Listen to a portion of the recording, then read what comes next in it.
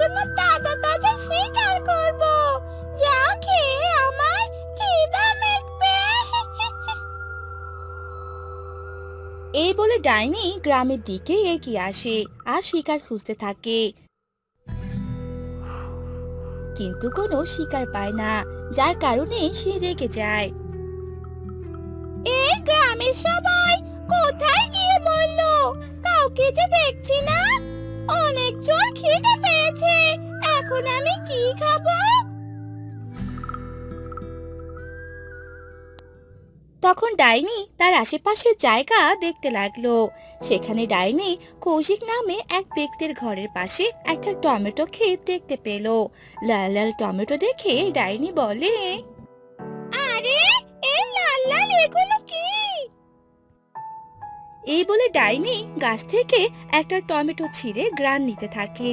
গ্রানটা তার পছন্দ হয়, ডাইনি টমেটো খেয়ে নেয়। আরে বাহ, এটা তো বেশ ভালো খেতে, টক মিষ্টি। বাহ, আরো খাবো। এই বলে ডাইনি বাগানের সব টমেটো খেয়ে নেয় আর সেখান থেকে চলে যায়।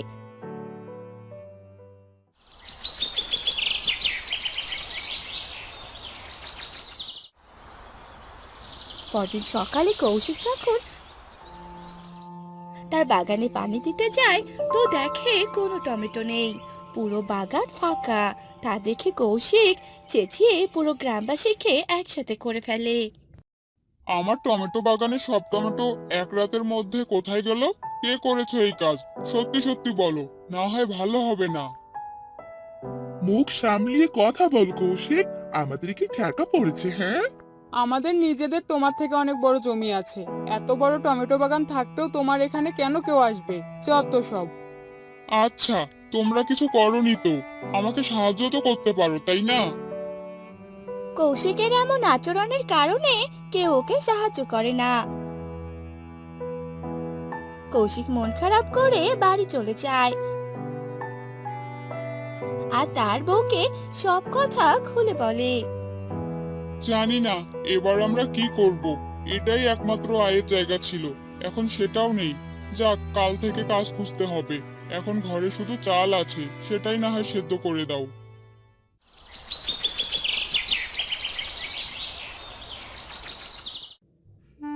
এরপর রাতে কৌশিক ও তার বউ শুধু ভাত খেয়েই ঘুমিয়ে পড়ে। পরদিন রাতে যখন ডাইনি বাগানে এসে দেখে কোনো টমেটো নেই, তো ডাইনি বলে, কি ব্যাপার, কালকেই তো আমি কতগুলো টমেটো খেয়ে ফেললাম, আর আজ তো তার অর্ধেকও নেই। আমি খাবো কি তবে? আমি এক কাজ করি, আমি এই বাগানের টমেটো চাষ করে দেই, কালকে এসে খাবো আবার। এই বলে ডাইনি সেই বাগানে জাদু করে চাষ করে দিয়ে যায়।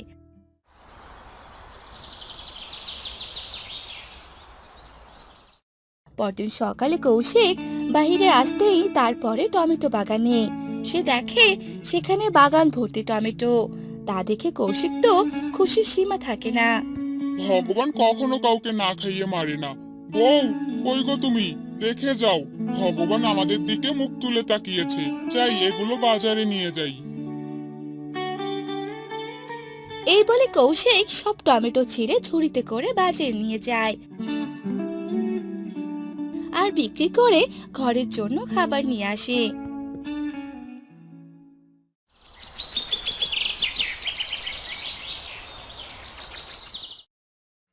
সেই রাতে যখন ডাইনি বাগানে আসে, তো টমেটো না দেখতে পেয়ে সে অনেক রেগে যায় আর বলে, আরে কালই তো আমি এখানে চাষ করে দিয়ে গেলাম, কিন্তু গেল কই? আজকে আবার চাষ করতে হবে।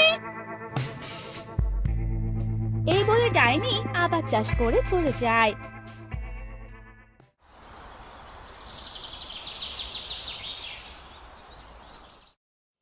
আবার পরদিন সকালে কৌশিক সে টমেটো ছিঁড়ে বাজারে নিয়ে যায় আর বিক্রি করে দেয়। ভগবান, তোমাকে অসংখ্য ধন্যবাদ। তুমি এভাবে আমাকে এত সাহায্য করছো। এভাবে তো রোজ রোজ যেন জাদু হয়েই যাচ্ছে। এভাবে সাহায্য করে যেও ভগবান। তোমার জন্য আমাদের সংসার আরো সুখের হয়ে গেছে। এভাবে ভালোই দিন কাটছিল।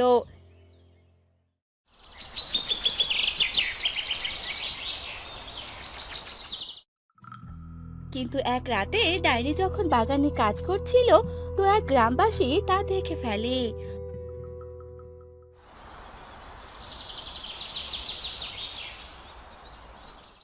পরদিন সকালে সে ব্যক্তি কৌশিক সহ সব গ্রামবাসীকে সেই ডাইনির কথা বলে দেয়। তা শুনে কৌশিক মনে মনে ভাবে, তার মানে যেইটা আমি ভগবান করতো ভাবতাম, তা করতো আসলে এই ডাইনি। সে রোজ রোজ আমাকে এভাবে সাহায্য করতো। না, এই গ্রামবাসীরা যদি সেই ডাইনিকে ধরতে পারে, তাহলে তো সব শেষ হয়ে যাবে। এই ডাইনি তো আমাদের গ্রামের অনেক বড় ক্ষতি করে ফেলবে। না না, এভাবে চলতে দেয়া যায় না। হ্যাঁ বাবারে, কি ভয়ানক কাণ্ড! আমাদের গ্রামে একটা ডাইনি থাকে, কিন্তু আমরা কেউ এতদিন টেরই পাইনি।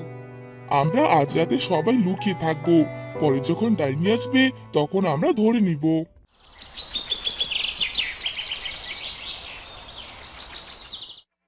এরপর রাত হতে সবাই গাছের আড়ালে লুকিয়ে পড়ে। ডাইনি আসতে সবাই ডাইনিকে ঘিরে ধরে আর বলে, তুই এখানে আমাদের গ্রামে কেন এসেছিস? আমাদের গ্রামটাকে নষ্ট করতে এসেছিস, তাই না? কিন্তু আমরা তা কোনোভাবেই হতে দিব না। আমরা তোকে আজই শেষ করে দিব। আহ! আহ! আহ!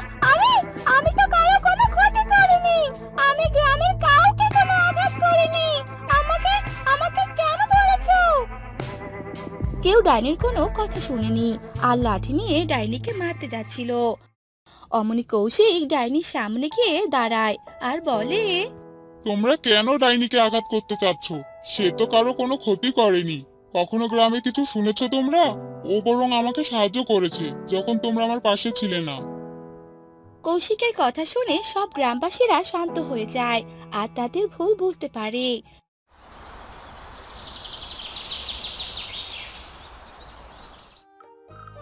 এরপর থেকে সব আগের মতো স্বাভাবিকভাবে চলতে থাকে।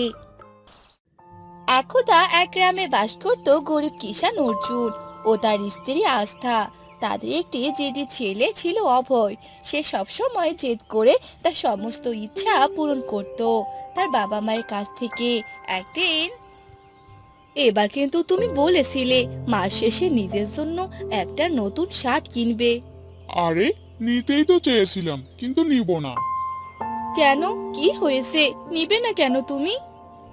ও তো কোনো না কোনো সময় কিছু জিনিস নেওয়ার জেদ করতেই থাকে। এভাবে আমরা ওর সব জেদ পূরণ করতে থাকলে তো আমাদের জন্য দিনের পর দিন বিগড়ে যেতে থাকবে। আরে, ওসব কথা বাদ দাও। ওর জেদগুলো তো ছোটখাটোই, জিন্স প্যান্টের। আমার কাছে তো শার্ট আছেই। আমি না হয় পরের মাসে নতুন শার্ট কিনে নিব। একই কথা হলো। তোমাকে না বোঝানোটাই বেকার আমার। যা তোমার ঠিক মনে হয় তাই করো। তারপর অর্জুন আরো একবারের মতো অভয়ের জেদ পূরণ করে দেয়। আর সে কখনোই বোঝার চেষ্টা করে না তাদের পরিস্থিতি। তবুও অভয়ের এতে মন ভরে না। তাদের গ্রামে ধনী পরিবারে ছেলেদের দেখে অভয়ের খুব হিংসে হতে থাকে। ওর সবকিছুর চাই যা তাদের কাছে আছে। তাই অভয় তার বন্ধুকে বলে, ঠাকুরের ছেলেদের কাছে কত সুন্দর সুন্দর প্যান্ট আর সাথে টি শার্টও, আবার ওদের কাছে সাইকেলও আছে। আমি যদি কোনো ঠাকুরের ছেলে হতাম তাহলে ওসব আমার কাছেও থাকতো। আরে ইয়ার, এসব কেন ভাবছিস?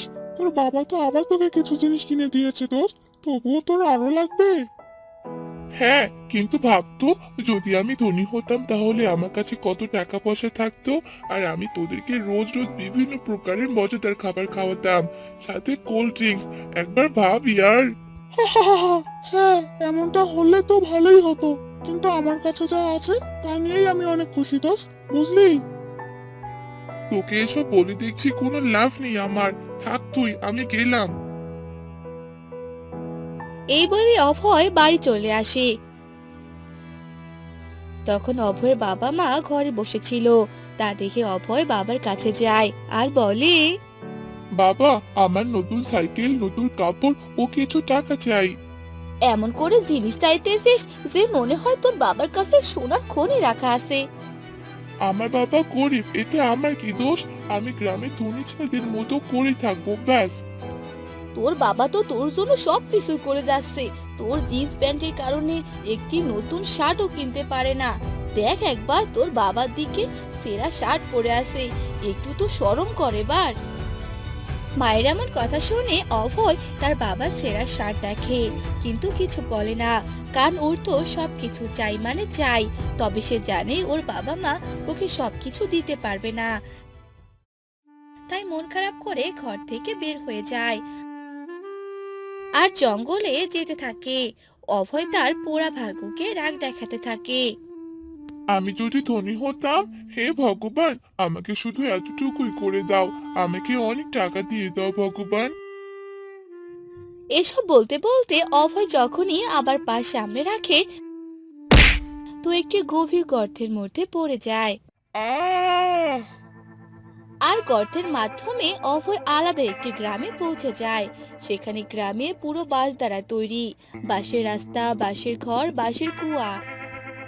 আরে, আমি এটা কোথায় আসলাম? আর এখানকার সবকিছু বাঁশের কেন? অভয় এদিকে ওদিকে দেখতেই থাকে। তখনই আচমকা হাওয়া হতে শুরু করে, আর বাতাসের সাথে আকাশে 2000 টাকার নোট উঠতে থাকে।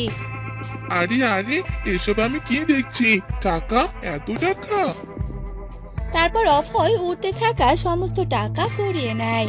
সে তার চোখে বিশ্বাসই করতে পারছিল না, চারদিকে শুধু টাকা আর টাকা। তাই অভয় টাকাগুলোকে বড় বড় করে কাঠি বানিয়ে নেয়।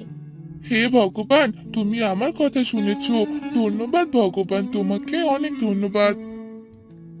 অভয় টাকা পেয়ে এদিক সেদিক দৌড়াতে থাকে, আর এভাবে দৌড়ানোর কারণে ওর অনেক পিপাসা পায়। তখনই সামনে একটি কুয়া দেখতে পায়। ও জল খাওয়ার জন্য কুয়ার কাছে যায়, আর যখনই কুয়া থেকে বালতি উপরে তোলে, তো জলের পরিবর্তে বালতি ভর্তি হিরে উঠে আসে। হিরে? সবাই সত্যি কথাই বলে তাহলে। উপর যখন যা দেয় তখন একদম ভরিয়ে দেয়। বাহ বাহ, আমার কি ভাগ্য! প্রথমে টাকা পেলাম, আর এবার হিরে। তাহলে তো আমি এবার সব থেকে ধনী হয়ে যাব গ্রামের মধ্যে। আর আমার সব পছন্দের জিনিসও কিনতে পারবো। এবার আমাকে গ্রামে ফেরার রাস্তা খুঁজতে হবে। ও তো আমি খুঁজে নেবো, হা হা হা হা। তারপর অভয় হিরে বালতি নিয়ে গ্রামে ফেরার রাস্তা খুঁজতে থাকে। এভাবে একবার এদিক তো একবার সেদিকে যেতে থাকে, তবু কোনো রাস্তা খুঁজে পাচ্ছিল না। এভাবে অনেকক্ষণ ঘোরার কারণে অভয় ক্লান্ত হয়ে পড়ে। এই বাসে গ্রাম থেকে বাইর হওয়ার কোনো রাস্তাই তো দেখছি না। এখন আমি কি করব? আর আমার খিদেও পেয়েছে খুব। খুঁজে দেখবো কি, যদি কিছু পেয়ে যাই। এই বলে অভয় আবার সামনে এগোতেই একটি গাছ দেখে, সেখানে সোনালী রঙের ফল ধরে আছে। এই সোনালী ফল পেড়ে খেয়েই আমি আমার পেট ভরাবো। হ্যাঁ, এটাই ভালো হবে। অভয় একটি পাথর হাতে নিয়ে গাছে ঢিল মারে, আর একটি সোনালী ফল নিচে মাটিতে পড়ে। আর অভয় এই ফল তুলে খেতে ধরে, আর তখনই ওর দাঁত ব্যথা করতে থাকে। আরে, এই ফল তো সোনার। এদিকে খিদেই আমার পেট চলে যাচ্ছে। এখানে তো খাওয়ার মতো জলও নেই। এখন যদি আমি বাড়িতে থাকতাম, তাহলে আমার মা নিজের হাতে খাবার খাইয়ে দিত। এই বলেই অভয় কাঁদতে শুরু করে দেয় আর বলে, হে ভগবান, আমাকে একটু সাহায্য করো প্লিজ। এভাবে অভয়ের কান্না শুনে ওর সামনে দেবী চলে আসে আর বলে, অভয়, তুমি এভাবে কান্না করছো কেন? তুমি তো টাকাও অনেক সোনা চেয়েছিলে, তাই না? না, আমার কিছু চাই না। আমি আমার বাড়িতে যেতে চাই, বাবা মায়ের কাছে। কিন্তু ওরা তো অনেক গরিব। ওরা তোমার সমস্ত ইচ্ছা বা শখ কিভাবে পূরণ করবে, তাই না? তাই বলছি কি, তুমি এখন থেকে এখানেই থাকো। দেখছো না এখানে কত সোনা, কত হিরে আর কত টাকা। না দিদি, আমার এসব কিছু চাই না। আমি সব বুঝতে পেরেছি যে জীবনে বেঁচে থাকার জন্য জল খাওয়া আর বাবা মাই খুব প্রয়োজন। তাহলে তুমি তোমার বাড়িতে গিয়ে বাবা মার কাছে আর জেদ করবে না তো কোনো জিনিসের জন্য? না, একদম জিদ করব না আর। আমার কোনো সোনা পয়সার প্রয়োজন নেই। শুধুমাত্র আমাকে আমার বাড়িতে পৌঁছে দাও। ঠিক আছে, তুমি তো বুঝতে পেরেছো এখন। তোমার কল্যাণ হোক বাবা। এই বলে দেবী জাদু করে, আর অভয় আবার আগের জায়গায় পৌঁছে যায়। আর অভয় ভয়ে দৌড়ে দৌড়ে ওর বাড়িতে চলে যায়, আর কাঁদতে কাঁদতে ওর বাবা মাকে বলে, মা, বাবা, আমার কোনো কিছু চাই না। আমার শুধু তোমাদের দুজনকে চাই, ব্যাস। তারপর অভয় তার সাথে সমস্ত ঘটনা ওর বাবা মাকে খুলে বলে। সব শুনে অভয়ের মা আস্থা হাত জোড় করে দেবীর উদ্দেশ্যে বলে, হে দেবী মা, আপনাকে লাখ লাখ ধন্যবাদ। আপনি আমার ছেলেকে সৎ বুদ্ধি দিয়েছেন। ধন্যবাদ দেবী মা। এরপর আস্থা ও অর্জুন দুজনেই দেবী মাকে ধন্যবাদ দেয়। আর সেদিনের পর থেকে অভয় কখনো কোনো জিনিসের জন্য জেদ করে না। সামর্থ্য অনুযায়ী যা পেত তাই নিয়ে হাসি খুশিতে দিন কাটাতো।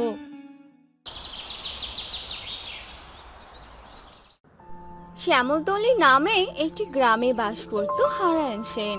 সে তার স্ত্রী ও ছেলেকে নিয়ে সেই গ্রামে থাকতো। হারায়ণ ছিল একজন দুধ বিক্রেতা। তার নিজের গরুর দুধ বিক্রি করে সংসার চালাতো। এভাবে তাদের দিন যাচ্ছিল। খা খা, খেয়ে আমায় বেশি করে দুধ দিবি। হ্যাঁ গো, আমার রান্না হয়ে গেছে, এসো খাবার খেয়ে নাও। ঠিক আছে, চলো। এরপর হারায়ণ খাবার খেতে বসে আর খাবার খেয়ে গরুর দুধ ছেঁকে নেয়।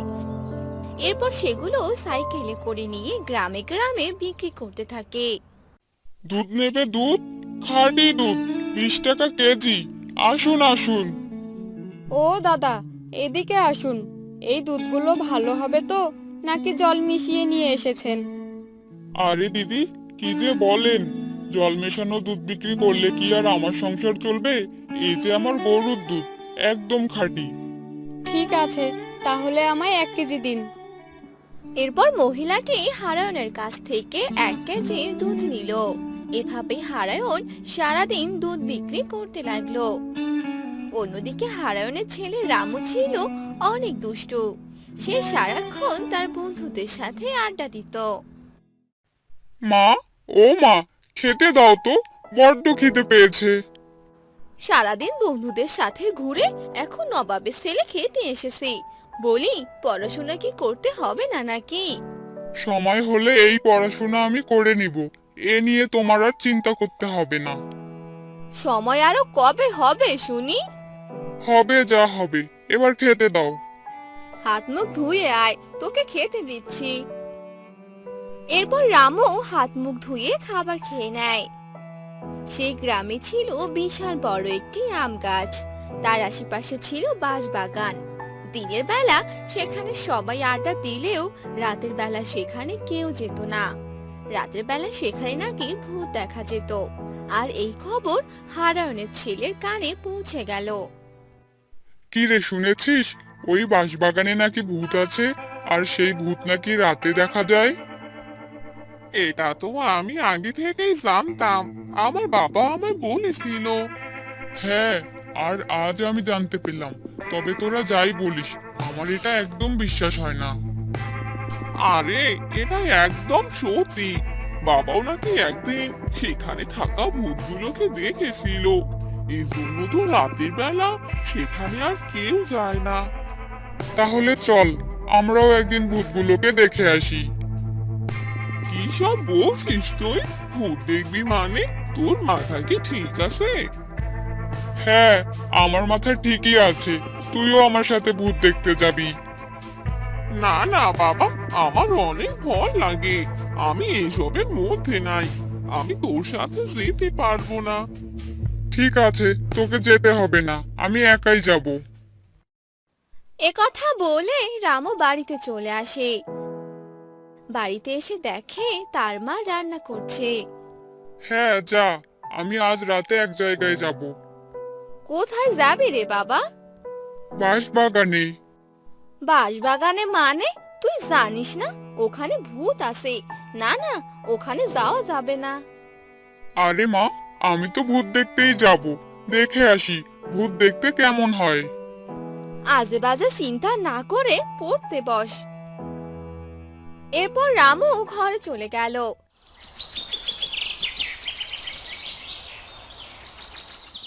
রাতের বেলা সবাই একসাথে খাবার খেয়ে নিল। এরপর শুয়ে পড়ল। তখনই রামু কাউকে কিছু না বলে সেই বাঁশবাগানের দিকে যেতে লাগলো। চারদিকে অন্ধকার, কুকুরের আওয়াজ ও ঝিঝি পোকার শব্দ হতে লাগলো। রামু কিছুটা ভয় পেতে লাগলো আর আস্তে আস্তে বাঁশবাগানের কাছে চলে এলো। আজ আমাকে দেখতেই হবে, এখানে কোথায় ভূত আছে। রামু গাছের উপরে তাকালো। দেখতে পেল উপর থেকে অনেক আলো দেখা যাচ্ছে। আর তখনই একটি ভূত এসে রামুর সামনে দাঁড়ালো। আহ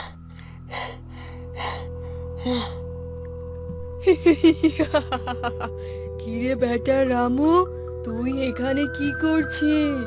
নিজের জীবনের ভয় কি করিস না নাকি? এত তাড়াতাড়ি মরতে এলি যে? তুমি কি ভূত?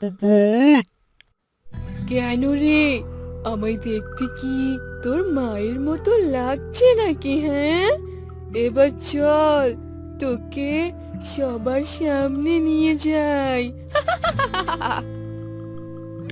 এবার আমার কি হবে?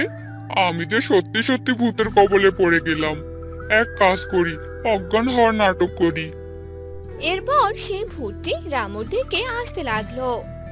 আর তখনই রামু অজ্ঞান হয়ে পড়ে গেল।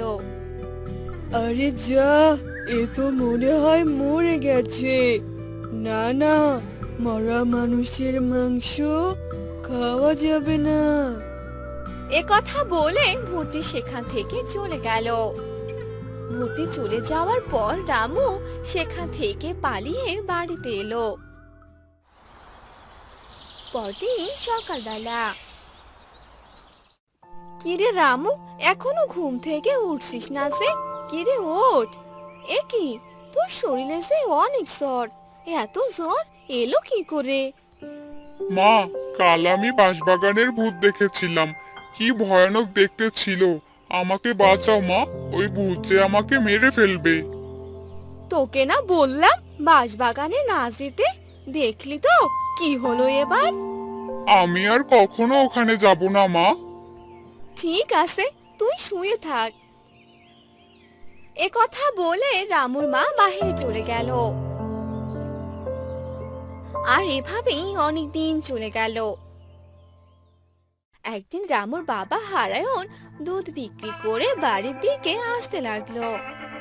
এ কি, আমি কোন রাস্তা দিয়ে এলাম? এ যে বাঁশবাগানের রাস্তা। এবার আমি এই রাস্তা দিয়ে যাব কি করে? অনেক দূর তো চলে এসেছি। এবার তো ফিরে যেতেও পারছি না। না না, মনে হচ্ছে এই পথ দিয়েই আমাকে যেতে হবে।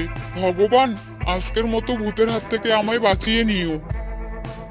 এ কথা বলে হারায়ন জোরে সাইকেল চালিয়ে সে বাঁশবাগানের সামন দিয়ে যেতে লাগলো। আরে আরে, এ বেটা তো অনেক জোরে সাইকেল চালাচ্ছে। দাঁড়া, এবার একে যে উচিত শিক্ষা দিতে হবে। তাড়াতাড়ি করে এই বাঁশবাগান পার হতে পারলেই বাঁচি বাবা। অন্যদিকে সেই ভূত এসে হারায়নের সাইকেলের পিছনে বসে পড়লো। আর হারায়ন বাঁশবাগান পার হয়ে গেল। এবারের মতো ভগবান আমায় বাঁচিয়ে দিয়েছে। তখনই সে ভূতটি তার হাত হারায়নের কাঁধে রেখে দিল। এ এ আবার কাকার হাত রে বাবা? হারায়ন সাইকেল থামিয়ে পিছনে তাকালো। ভূত! ওরে বাবা, বাঁচাও! হারায়ন পালিয়ে যেতে ধরে। আর সে ভূতটি তাকে ধরে ফেলে আর গলায় কামড় বসিয়ে দেয় আর হারায়নকে মেরে ফেলে। তাজা মানুষের রক্ত, কি যে মজা। রাত কেটে যায়। সকাল হতেই রামু ও তার মা হারায়নকে খুঁজতে থাকে, কিন্তু কোথাও খুঁজে পায় না।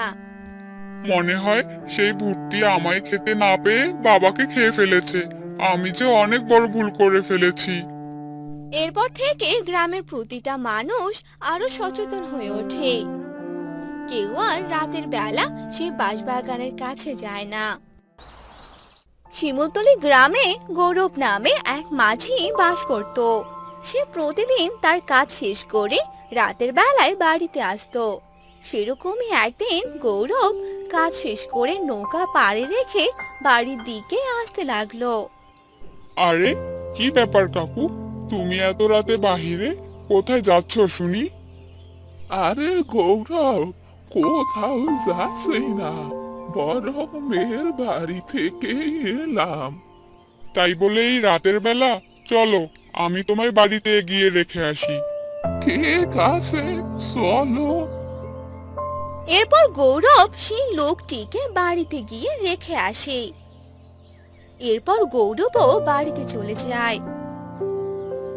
গিন্নি, ও গিন্নি। এই তোমার আসার সময় হলো, যাও হাত মুখ ধুয়ে আসো, আমি তোমায় খাবার দিচ্ছি। এরপর গৌরব হাত মুখ ধুয়ে আসে আর গৌরবের বউ তাকে খেতে দেয় আর গৌরব খাবার খেতে থাকে। হ্যাঁ গো, আজ কত টাকা পেলে? আমাদের নতুন বাড়ি হবে তো? সংসার চালাতেই তো হিমশিম খাচ্ছি, নতুন বাড়ি কি করে হবে? মনে হয় সারা জীবনেই ভাঙ্গা বাড়িতেই থাকতে হবে। না গো, এই ভাঙ্গা বাড়িতে আমি আর থাকবো না। তুমি যেভাবেই পারো আমায় একটা নতুন বাড়ি বানিয়ে দাও। ঠিক আছে, আমি দেখি কি করা যায়। এরপর তারা খাবার খেয়ে ঘুমিয়ে পড়ল।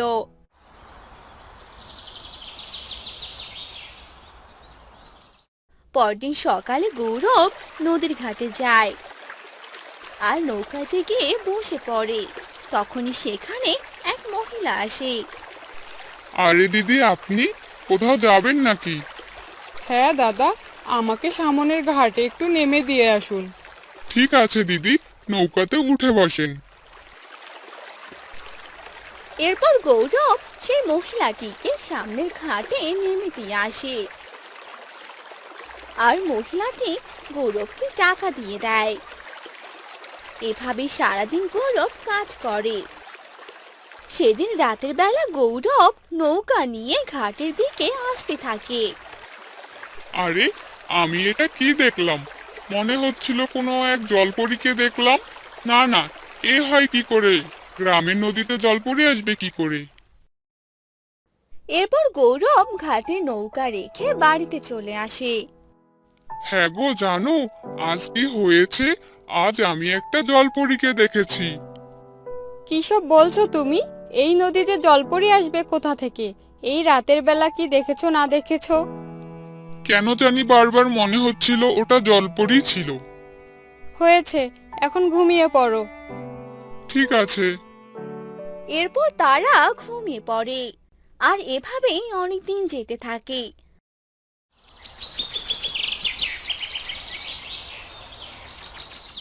আর একদিন রাতে বাড়িতে আসার সময় গৌরব একটি জলপরীকে দেখতে পায়। জলপরীর পুরো শরীরে আঘাতের চিহ্ন ছিল। আরে, এ কি? এ তো সত্যিকারের পরী, কিন্তু এই জলপরীর কি হয়েছে? আহ আহ বাঁচাও, বাঁচাও আমাকে। এ কি জলপরী, কি হয়েছে তোমার? আহ আমাকে এক সৈন্য দল আঘাত করেছে। তুমি বাঁচাও আমাকে। ঠিক আছে, ঠিক আছে। একথা বলে গৌরব কিছু পাতার রস করে জলপরীর শরীরে লাগিয়ে দেয়। এরপর জলপরী আস্তে আস্তে সুস্থ হতে থাকে আর গৌরব সেখানেই বসে অপেক্ষা করতে থাকে। আচ্ছা মানব, তোমার বাড়ি কোথায় আর তুমি বাড়িতে যাচ্ছ না কেন? আমার বাড়ি তো এই পাশেই, তবে তুমি সুস্থ না হওয়া পর্যন্ত আমি এখানেই থাকবো। এখানকার মানুষজন বেশি ভালো না, তোমায় দেখলে আবার কেউ ক্ষতি করতে চাইবে। তুমি সত্যি অনেক ভালো। কিন্তু তুমি এই নদীতে আসলে কিভাবে? আমার জানা মতে গ্রামের নদীগুলোতে তো জলপরী থাকে না, তারা তো সমুদ্রে থাকে। হ্যাঁ, আমিও সমুদ্রে ছিলাম। সমুদ্রে একটি বড় মাছ এসেছিল যে সবাইকে খেয়ে ফেলেছিল। আমার মা বাবাও এখন আর নেই, আর আমাকে আমার এক বন্ধু এখানে নিয়ে এসেছে। বন্ধু? সে আবার কে? আমি সমুদ্রের কিনারায় এসে পড়েছিলাম। আমার শরীরে অনেক ক্ষত। তখনই একটি লোক এসে আমার জীবন বাঁচিয়েছে আর আমি তাকে সব কথা খুলে বলি, যার কারণে সে আমায় এই গ্রামের পুকুরে নিয়ে আসে। ওহ, তাই তো বলি, গ্রামের পুকুরে জলপরী এলো কি করে? এরপর জলপরি সুস্থ হয়ে যায়। তারপর গৌরব জলপরীকে রেখে বাড়িতে চলে আসে আর এভাবেই অনেকদিন কেটে যায়। একদিন সকালে তারা ঘুম থেকে উঠে দেখে এ কি, এ আমি কোথায় চলে এসেছি? হ্যাঁ গো, তাড়াতাড়ি উঠে পড়ো, দেখো আমরা কার বাড়িতে এসেছি। কি হলো, এই সকালবেলা চেঁচাচ্ছ কেন?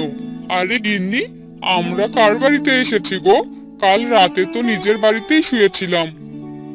চলো বাহিরে গিয়ে দেখি। এরপর তারা বাহিরে বের হয় আর গিয়ে দেখে তাদের বাড়িটি এক নতুন বাড়িতে পরিণত হয়েছে।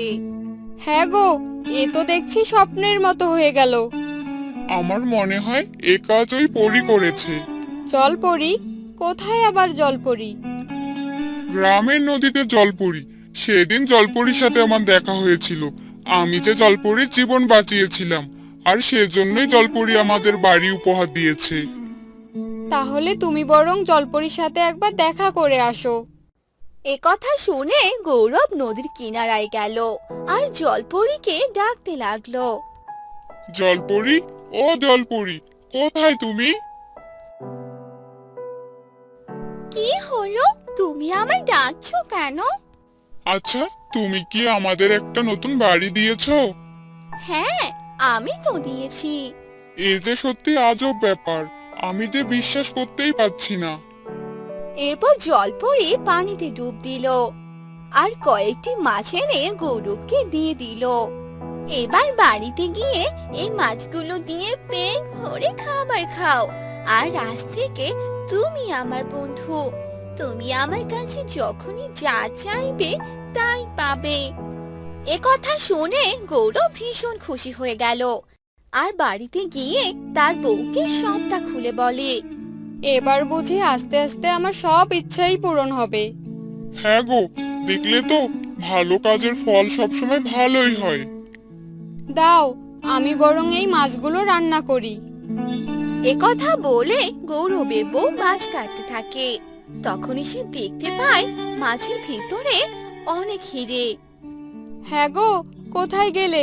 তাড়াতাড়ি এদিকে আসো, দেখে যাও আমি যে হিরে পেয়েছি। আরে তাই তো, হ্যাঁ গো, আমাদের যে ভাগ্য খুলে গেল। এবার থেকে আমরা সুখেই দিন কাটাবো, হি হি হি হি। এরপর থেকে তারা অনেক সুখে দিন কাটাতে লাগলো।